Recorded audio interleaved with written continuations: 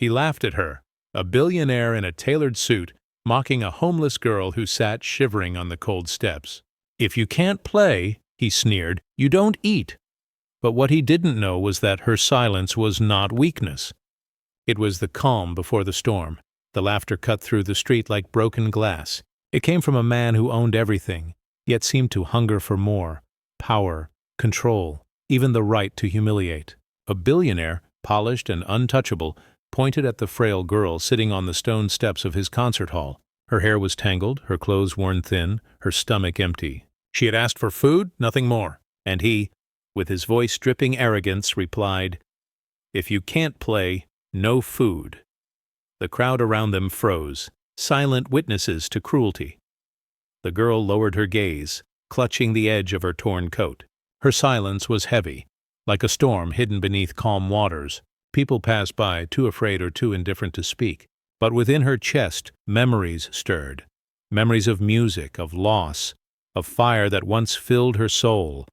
Once she had not been homeless. Once she had been a child of melody, raised in the echo of a piano that belonged to her mother. Her mother's fingers had danced across ivory keys, teaching her that music was more than sound, it was survival. When her mother grew ill and passed, the world grew sharp and merciless. Foster homes, empty promises, nights in shelters. She carried no possessions except one.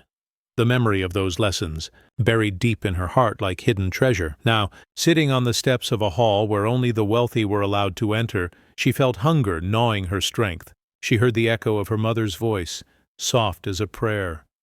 "When words fail, let music speak." The billionaire smirked, his friends laughing behind him. To them her silence was weakness. To her it was discipline. She rose, trembling, and moved toward the grand piano displayed in the lobby. The guards almost stopped her, but something in her eyes, unyielding, quiet, determined, made them hesitate. She sat down before the keys. Her fingers hovered, thin and calloused, as the room held its breath. Then she began to play. It was not noise. It was not the clumsy attempt they expected. It was a river of sound, pure and haunting, flowing through every heart that listened. Each note carried sorrow, sacrifice, hunger, and love. The billionaire's grin faltered. His chest tightened as the music unveiled a story he could not control. Passers-by stopped. Strangers set down their bags, eyes filling with tears. A quiet crowd gathered, their silence now no longer complicit, but reverent. Her music spoke of nights without shelter, of a child's longing for safety, of a mother's love stronger than death. She played not to impress, not to earn approval, but to remember. And in that remembering, the world remembered too. What dignity sounded like.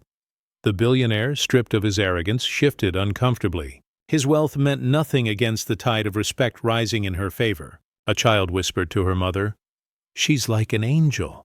And the mother nodded, tears sliding down her face. When the final note faded, the silence was heavier than applause. Then slowly the crowd began to stand. Some clapped. Others simply pressed their hands over their hearts. The billionaire's cheeks burned. He could no longer laugh. His power shrank to nothing beneath the weight of her unshakable dignity. The girl did not look at him. She did not need to. She had said everything without a word. One man in the crowd stepped forward, placing food gently beside her. Another laid down his jacket. One by one, strangers came closer, giving not out of pity, but out of respect. And someone whispered words that lingered like an anthem. "Honor is louder than wealth." The billionaire turned away, his empire meaningless in that moment. She, a homeless girl, had no fortune, no stage, no voice raised in defense, only music. Yet her silence had broken him more than any argument could. As the night fell, she closed her eyes, her mother's voice echoing inside her. Silent strength is the strongest song. Stories like this remind us that respect is not bought and dignity cannot be stolen. Sometimes the quietest people carry the loudest truths. Where are you watching this from? Share your thoughts in the comments below, and if you believe in stories that honor silent heroes, make sure to subscribe for more.